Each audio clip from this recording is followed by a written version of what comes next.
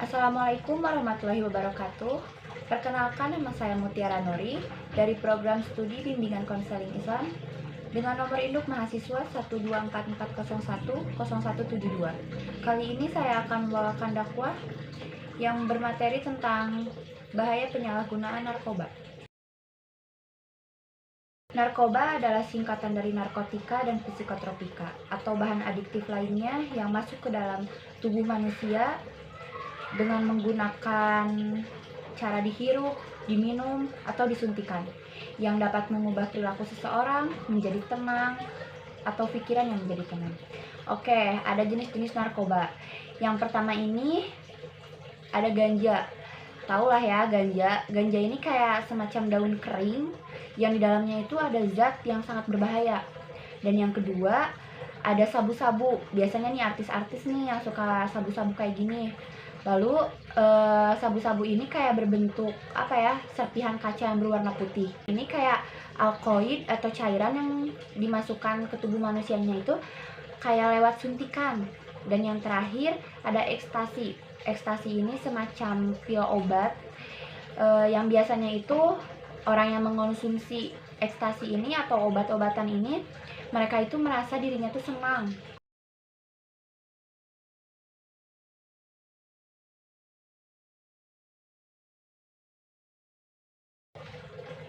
Nah, narkoba ini bisa digunakan secara diminum, dihirup, atau disuntikan.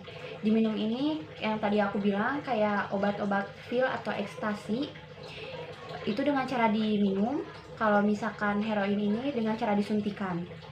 Dan yang dihirup ini kayak semacam sabu-sabu juga bisa. Nah, dampak narkoba ini dibagi menjadi 3. Yang pertama ada dampak fisik. Dampak fisik ini menyebabkan gagal ginjal atau bisa merusak ginjal akibat penurunan aliran darah dan membentuk racun. Lalu yang kedua ada kanker hati. Dan yang ketiga ada cacat janin karena mengganggu perkembangan janin dan menyebabkan kelainan dan keguguran. Lalu yang keempat ada HIV. Yang kelima ada TBC karena melemahkan sistem imun, membuat tubuh lebih rentan terhadap infeksi seperti TBC ini. Nah, ada dampak psikologis. Dampak psikologis yang pertama yaitu ada emosi yang tidak terkendali karena dapat mengganggu keseimbangan otak. Yang kedua ada curiga yang berlebihan. Pengguna narkoba menjadi sangat curiga terhadap orang lain atau situasi, merasa terancam meskipun tidak ada bahaya yang nyata. Yang ketiga selalu berbohong. Dan yang keempat tidak merasa aman. Efek samping narkoba ini membuat pengguna merasa terisolasi, terancam, atau tidak aman. Nah, dan yang terakhir ada dampak sosial. Dampak sosial yang pertama ini yaitu seks bebas. Narkoba dapat mengurangi inhibisi dan pengendalian diri, mendorong perilaku seksual beresiko seperti seks ini tanpa perlindungan. Dan yang kedua ada mencuri.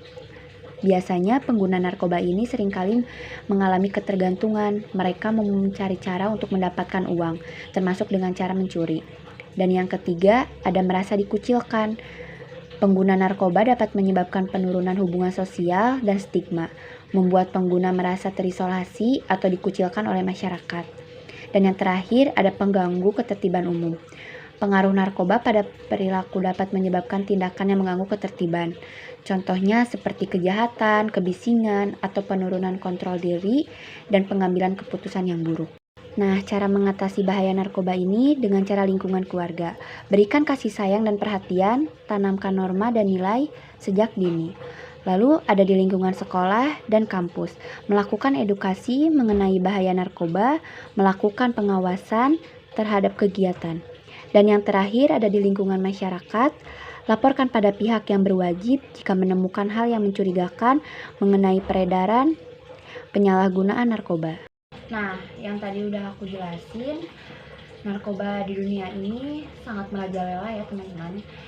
Jadi kita sebagai umat Nabi Muhammad harus senantiasa menjauhkan itu. Karena hal-hal narkoba ini kayak menjauhkan kita dari ibadah. Kayak misalkan sholat contohnya nih. Syarat sah sholat ini kan berakal. Sedangkan kita kalau memakai atau menggunakan narkoba ini, otomatis kan kita kayak di luar batas akal kita tuh. Jadi kayak emosi nggak tidak terkendali gitu ya.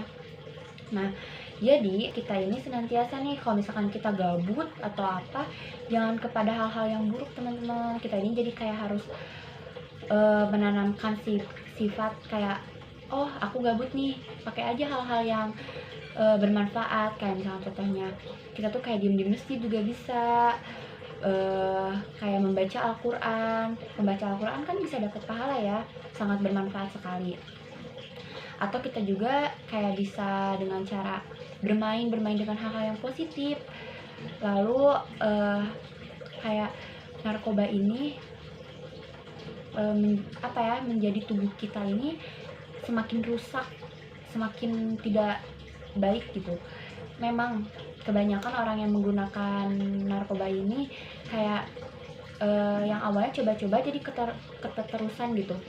Nah, narkoba ini menyebabkan diri kita menjadi sakit, menjadi depresi.